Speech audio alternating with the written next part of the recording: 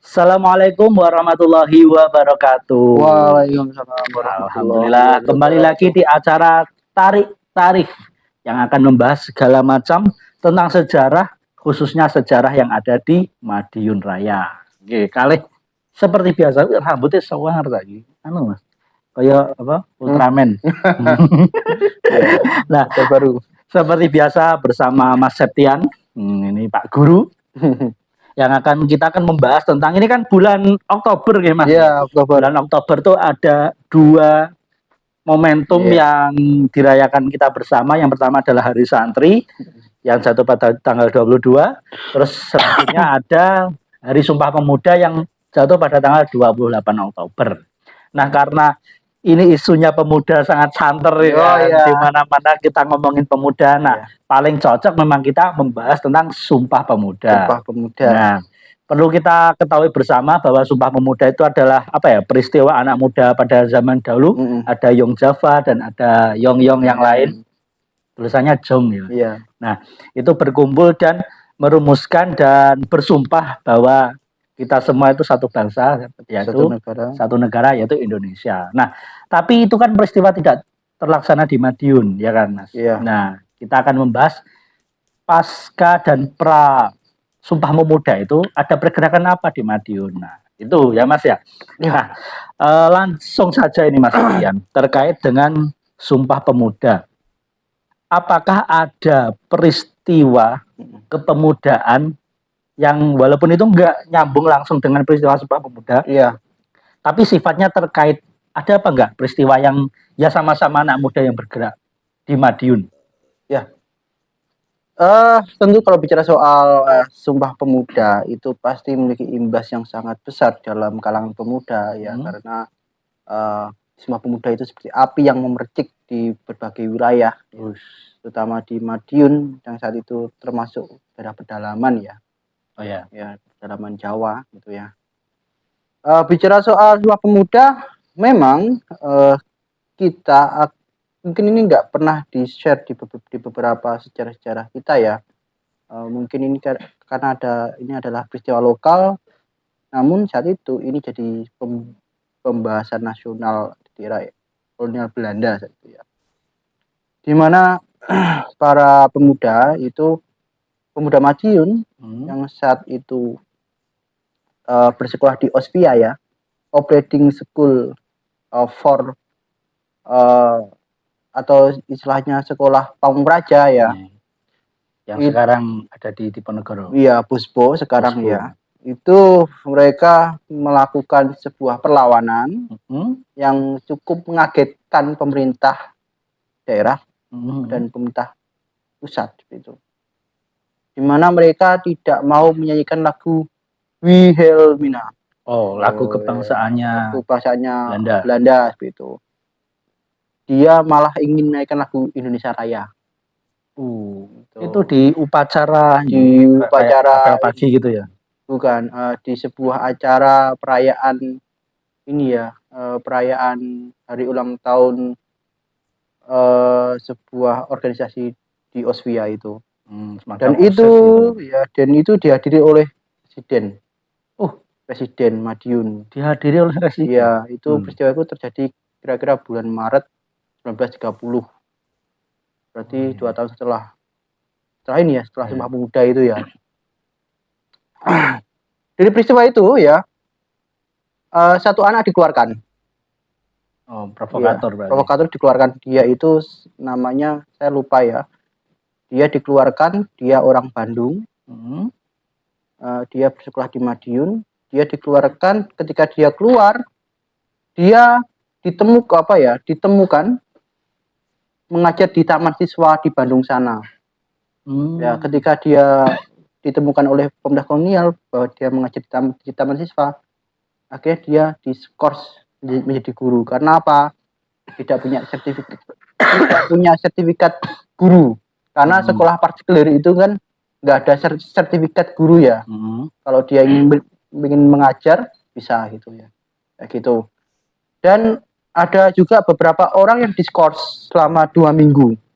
Nggak boleh sekolah itu? Nggak boleh sekolah selama 2 minggu. Dan selama 2 minggu itu pula dia para pemuda-pemuda yang kena imbas dari peristiwa itu banyak dibantu oleh seorang pemuda yang bernama Raden Mas Tumenggung Suryo. Sekarang Gubernur. kita kenal sebagai Gubernur Suryo. Oh. Itu karena Gubernur Suryo kan juga lulusan Ospia kan. Itu. Nah, jadi beliau juga kan dia kan pamannya itu kan Bupati Madiun. Ya. Itu ya. Bupati Madiun ya. Ronggo Kusmin itu. Itu. Ya dari situ ya beliau membackup anak-anak yang di Sekors itu. Itu. Dan dari situlah pemerintah kolonial melakukan penyelidikan terhadap orang-orang itu ya. Orang-orang kenapa kok bisa melakukan perlawanan ya Pak. Melakukan pembelotan ya. Dan ternyata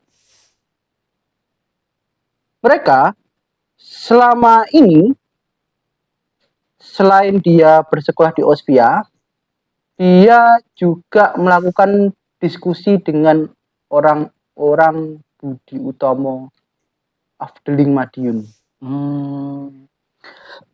Diskusi itu dilakukan di luar. Di rumah ya, di luar sekolah di luar sekolah. Itu. Nah, pemerintah kolonial ternyata tidak menyadari ya bahwa yang dia pikirkan Budi Utomo itu sudah mulai melembek ya. Ternyata ada anggota-anggota Budi Utomo yang masih radikal seperti itu di Madiun, dan itu berdampak pada nasionalisme kaum muda ya. Tambah lagi Ospia itu juga banyak siswanya yang tergabung dalam Young Java itu. Young Java. Jadi pada sekitar tahun 1920 Young Java Madiun dibentuk.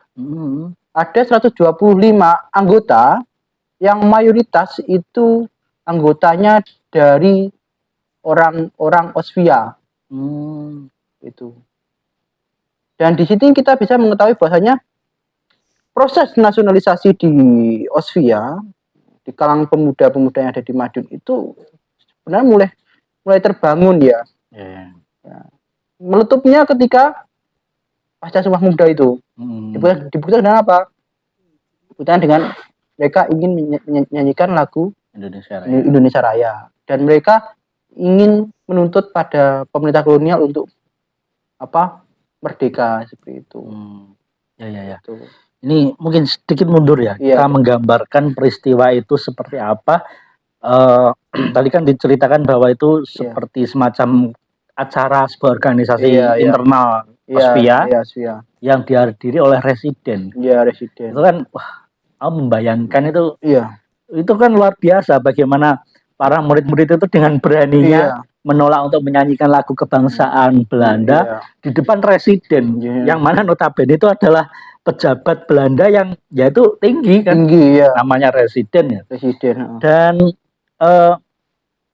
ditulis dengan detail nggak di acara itu, apakah ada keriuhan atau hanya pada akhirnya lagu Indonesia Raya tidak dinyanyikan tapi lagu kebangsaan Belanda tetap dinyanyikan? Bagaimana itu, ada nggak?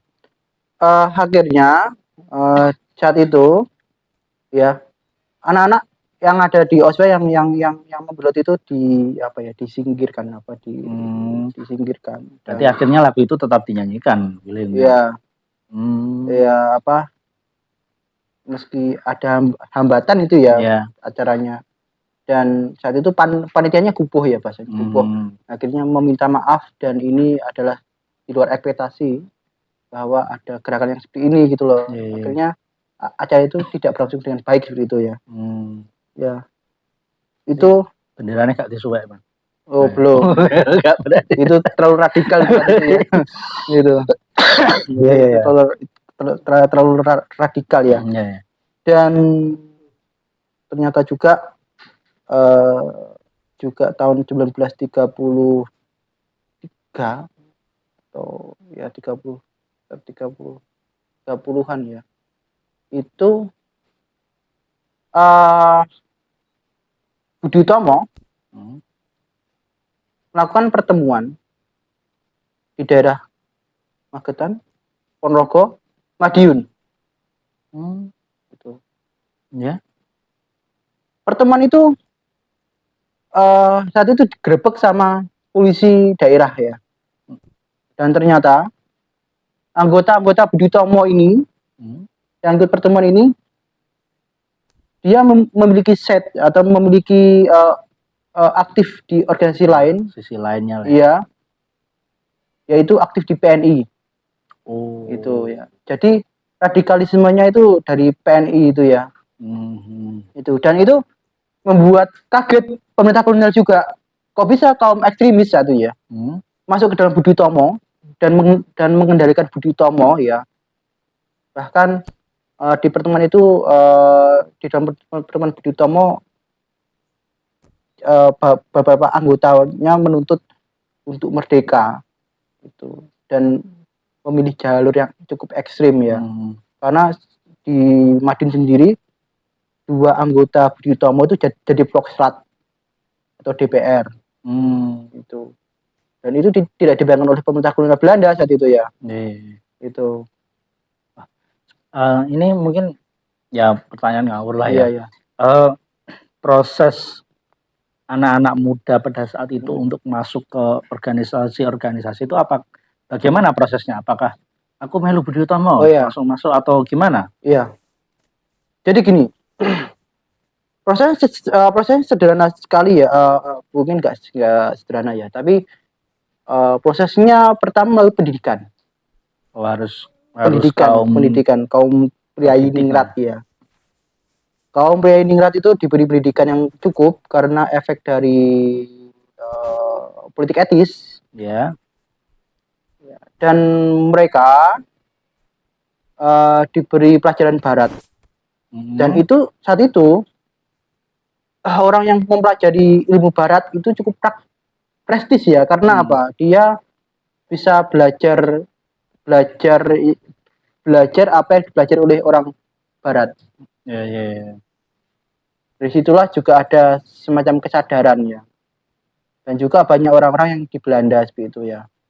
Akhirnya dari situlah mereka berbagi informasi dan berbagi ilmu, dan akhirnya dari ilmu-ilmu yang ia pelajari itulah akhirnya memunculkan kesadaran berbangsa ya.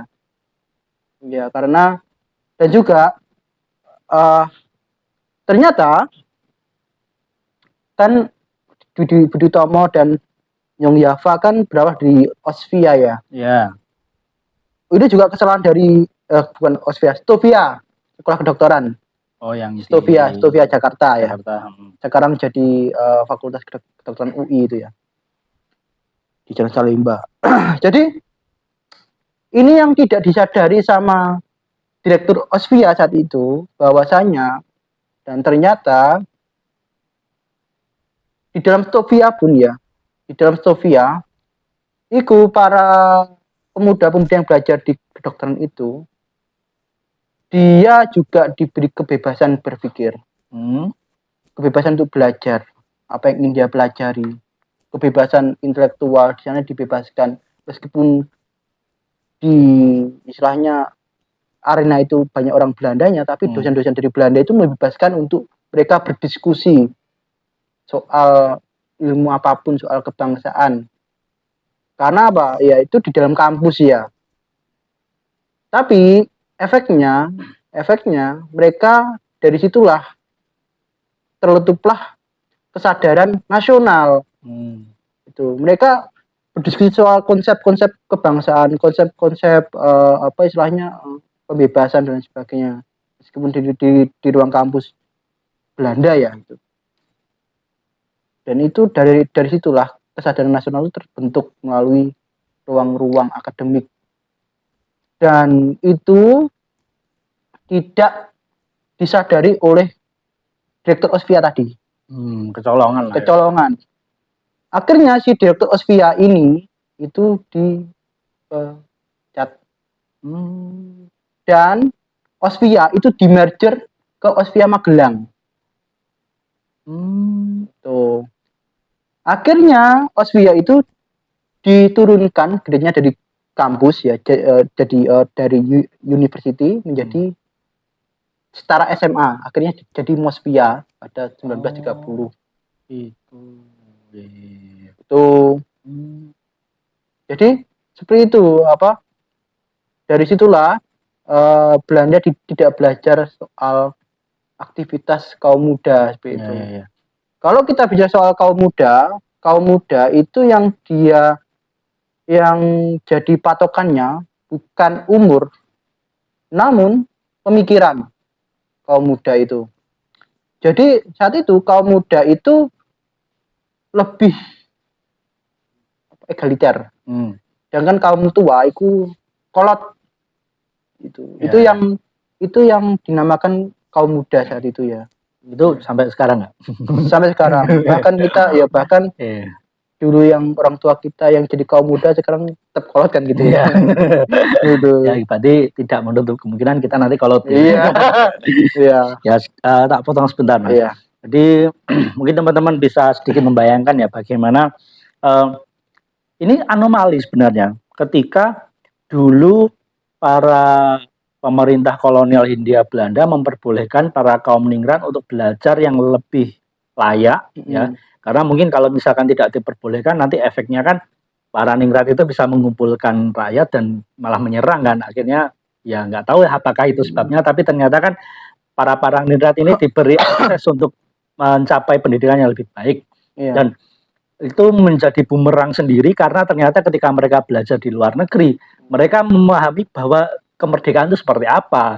Dan dia iri dengan negara di tempat dia belajar. Kenapa ketika dia datang ke Eropa semua serba seperti itu, sedangkan tanah airnya justru merintih kan. Nah akhirnya itu yang membuat para pemuda terpelajar saat itu saling bahu-membahu, menjalin sebuah komunikasi, membentuk sebuah organisasi, entah itu Budi Utomo, Yong Yava, atau Yong Sumatera, dan akhirnya kan lahir sebuah Sumpah Pemuda itu Mas. Nah kalau misalkan saya katakan, apakah Sumpah Pemuda itu akibat dari kecerobohan Belanda karena tidak melihat situasi itu, Saman sepakat atau enggak? Ya sebenarnya Sumpah Pemuda itu adalah konsekuensi dari kebijakan kolonial Belanda sendiri ya, akibat akibat politik etis ya, karena saat pasca perang Diponegoro kan selama itu kan pemerintah kolonial kan menjadikan Indonesia itu sebagai tempat produksi ya, atau objek ya. Lalu Van de Venter sebagai seorang humanis dari Belanda, dia di negaranya menuntut bahasanya tanah jajahannya harus disejahterakan, ya akhirnya membuat semacam kebijakan irigasi, kebijakan pendidikan bagi kaum pribumi dan kebijakan lainnya. Akhirnya dari situlah istilahnya takdir itu terbentuk ya. Takdir itu terbentuk dan menyulut perlawanan gitu. Karena kalau bicara soal sebelumnya ya, kemarin kita sudah bahas bahwasanya orang itu kalau ingin melawan itu harus bersandar pada seorang yang dinamakan Ratu Adil ya. Itu ketika masuk ke abad ke-20 ya, itu sandaran Ratu Adil itu sudah tidak ada karena saat itu digantikan oleh yang lebih logis, yaitu kaum cendekiawan itu ya, yang lebih rasional ya, dan dimana saat itu untuk membangun semangat nasionalisme, kaum ningrat pun dia juga berusaha mencerdaskan rakyat di bawahnya juga seperti itu. Itu kayak Ki Hajar Dewantara membuat taman siswa, itu kayak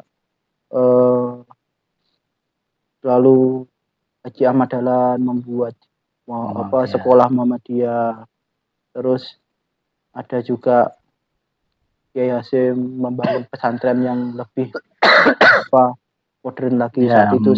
Saat itu Tebu Ireng sudah memakai kurikulum barat loh. Oh, iya? 1935 itu ya. Hmm.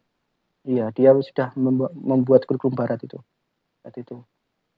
Dan masih banyak lagi. Dari situlah ya kesadaran berbangsa dan kesadaran nasional kaum Romo ya, Ya, kaum kecil itu, meningkat, kaum Romo, oh ya, kaum bawah. petani ya, kaum bawah itu terbentuk seperti itu. Nah, itu. Jadi saat itu juga ada semacam konflik di antara kaum minoritas sendiri ya, kaum intelektual ya. Ini konflik antara Bung Syahrir dengan Bung Karno. Oh, ya. Gimana?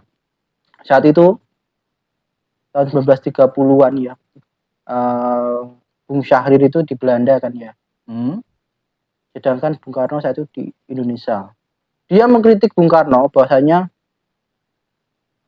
rakyat itu jangan dijadikan alat untuk jangan dijadikan objek ya, untuk melakukan sebuah gerakan ya.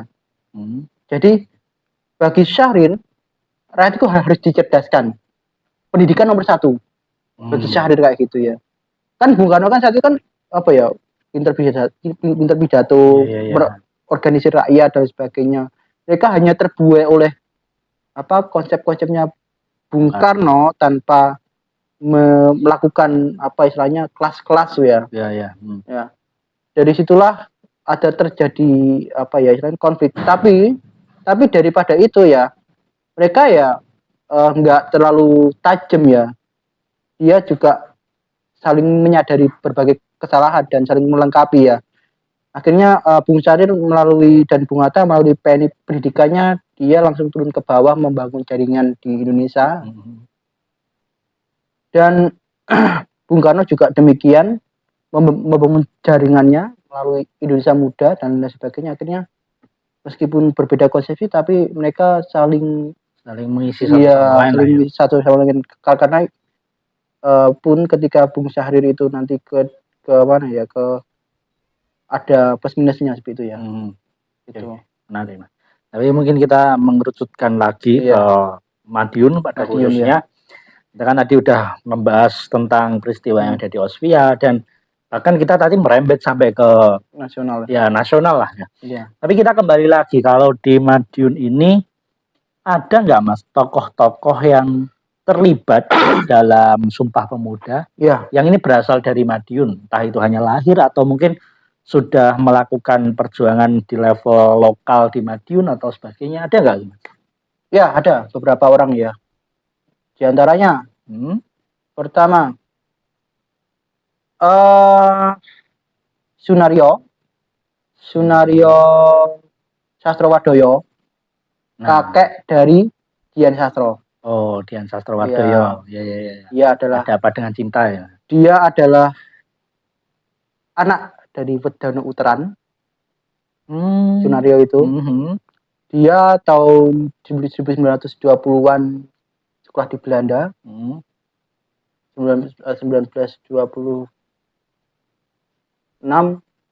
ke Indonesia dan dia memiliki peran besar dalam Kongres Pemuda, yaitu jadi penasihat Kongres. Jadi penasihat pemuda ya. Oh, iya itu Dian Sastro, kakeknya Dian Sastrowadoyo. Oh, berarti pada usia itu udah udah senior berarti. Sudah senior dia. Karena ya lulusan Belanda dan kaum intelektual ya. Iya. Itu kakeknya itu ya. Ini catatan penting, berarti ketika di Kongres Pemuda itu ada seorang penasehat yang dia sebenarnya orang Madiun. Orang Madiun ya. Itu. Atau kata lain bahwa Mbah Yote Dian Sastro itu orang Uteran ya Mas? Iya, orang Uteran. Iya. Terus selain kakeknya Dian Sastrowadoyo, mungkin ada lagi? Ada Sudiro. Sudiro itu kakeknya Tora Sudiro. Oh. Ya. Itu dia pernah di Madiun. Dia menjadi seorang kepala sekolah sama siswa Madiun. Di Tamsis. Ya. Tamsis sekarang masih Tamsis ini. Iya.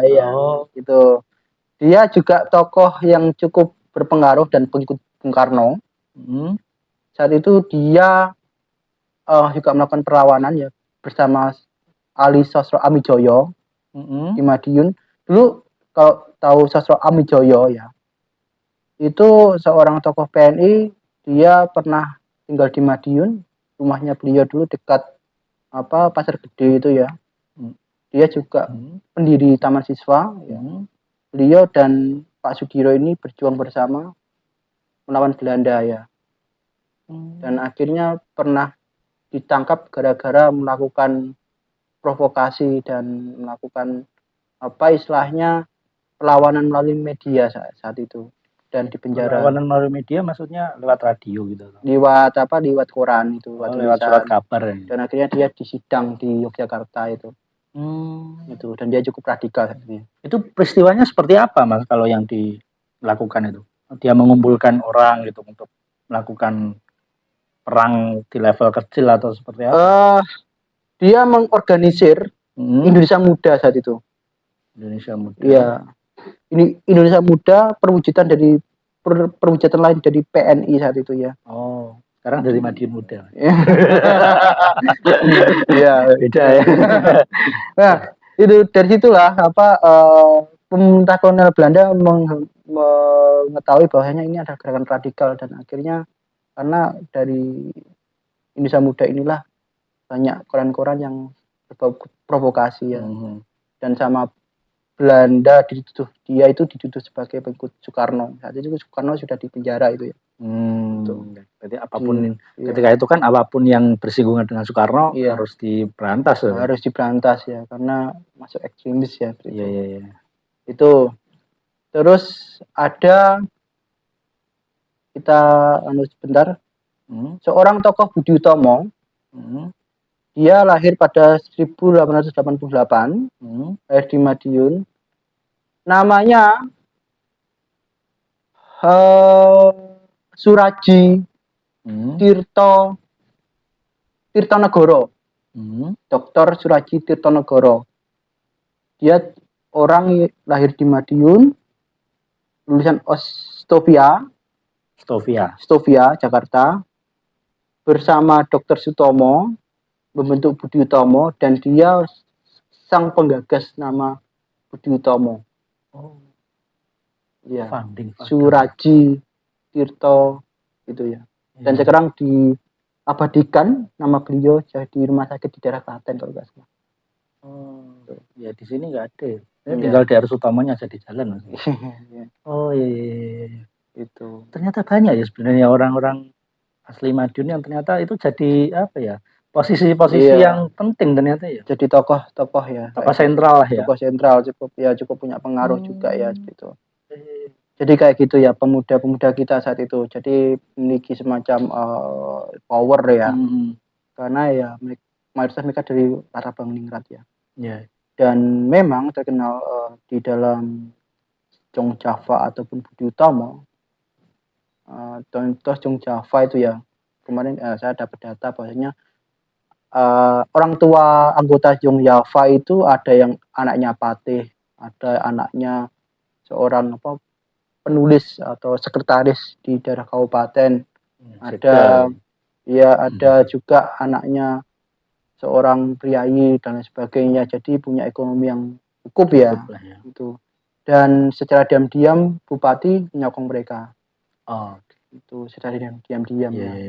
Pernah ikut disidak itu bupati sama Belanda itu sempat menuduh menyokong kaum ekstremis ya. Itu. Luar biasa nih Mas. Ternyata Sumpah Pemuda itu mungkin sekarang anak-anak atau teman-teman kita lah ya memandang Sumpah Pemuda itu hanya peristiwa di tanggal 20 nama acaranya apa itu? Iya, peristiwa yang tanggal 28 Oktober 1928 itu. Nah, itu kan yang ada di otak teman-teman itu adalah hanya peristiwa itu. Iya, hanya peristiwa pemuda itu ya. Padahal yang harus kita maknai adalah bagaimana dulu para pemuda ini menjadi kaum radikalisme dalam sudut pandang Belanda. Dan itu adalah semacam benih-benih kemerdekaan itu justru dari situ kan. Dari anak-anak muda pada zaman dahulu yang ketika tahun 1945 itu mereka sudah menjadi dewasa, dan pada tahun itu anak-anak muda yang lebih baru lagi yang ikut bahu-membahu. Iya. Ya, jadi makna Sumpah Pemuda itu adalah ya ternyata Indonesia ini dibangun oleh anak-anak muda. Anak-anak muda. Ya, dan itu. bukan anak yang muda terus jadi tua atau tambah bangun, enggak. Tapi anak muda di generasi itu saling bahu-membahu dan membangun. Iya, saat itu ya. Nah, pertanyaan terakhir ini Mas Septian. Untuk anak-anak muda yang sekarang ini, generasi kita lah, entah itu generasi Gen X, Y, Z apa itu kan sekarang angka-angka akhir ya. Jadi setelah Gen Z nggak tahu nih hurufnya apa lagi. Gen Alpha ini ya. Apa ya. Nah, ini perjuangan seperti apa yang bisa dilakukan oleh anak-anak muda sekarang? Mengingat negara kita kan sudah negara yang santuy ya Mas. Kita nggak ada peperangan, walaupun secara internasional memang dunia ini banyak konflik. Bahkan ada upaya untuk melemahkan Amerika kan, tanda kutip. Bagaimana ada BRICS, terus dolar semakin tidak digunakan. Nah, itu kan di luar negeri, tapi kan di Indonesia kan hidup kita santai, kita masih bisa makan dengan enak. Bahkan perpolitikan kita ini yang tahun 2024 ini ya terkesan lebih santai daripada 2019 lalu. Bahkan kalau kita bandingkan dengan pemilu yang di negara lain, misalkan kayak di Thailand itu kan sangat luar biasa. Malaysia juga seperti itu lah. Kita kan santai nih Mas. Perjuangan anak muda yang pas untuk bisa meneruskan pembangunan Indonesia ini seperti apa harusnya? Ya, perjuangan yang pas ialah di mana gini. Sekarang itu ya trennya meme ya, meme dan sebagainya. Itu adalah sebenarnya itu adalah komunikasi politik anak muda ya. Iya. Itu adalah penerjemahan anak muda dalam memahami situasi politik, sosial, ekonomi dan lain sebagainya. Itu bahasa politik anak muda atau bahasa apa ya istilahnya, analisa sosial anak muda yang dikeluarkan menjadi meme itu ya. Saya melihat bahwasanya pesan-pesan ini adalah sebuah transformasi berpikir anak muda kita yang dimana dihadapkan dengan berbagai fasilitas yang ada ya, sosial media yang besar dan berbagai aplikasi. Jadi dalam istilah kita apa yang dilakukan oleh pemuda kita di masa lalu itu kita harus istilahnya ambil semangatnya ya, diambil apinya. Artinya semangat yang ada di dalam diri pemuda di masa lalu itu kita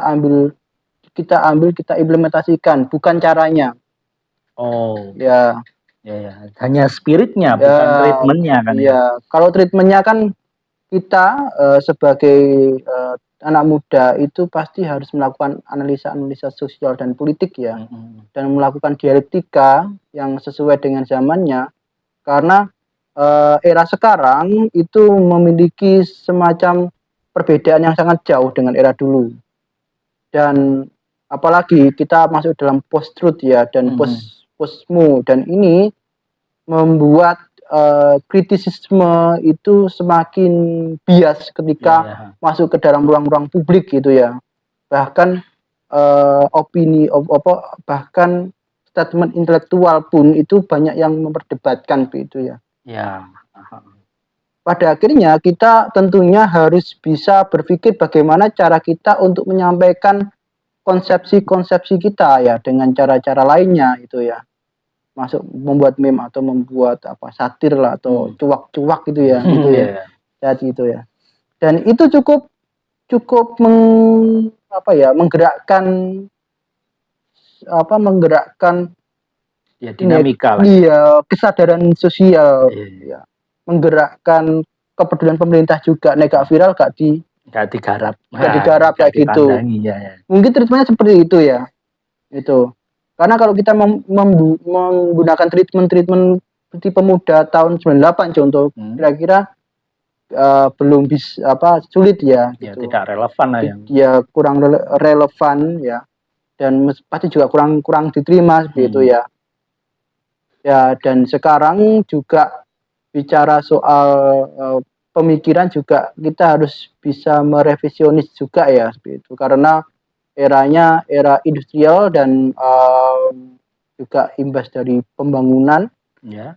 ya industrial yang begitu pesat sehingga mempengaruhi pola pikir pemuda kita. Jadi ya kita harus berdialektika ya, membuat cara untuk ya bisa bersesuaian.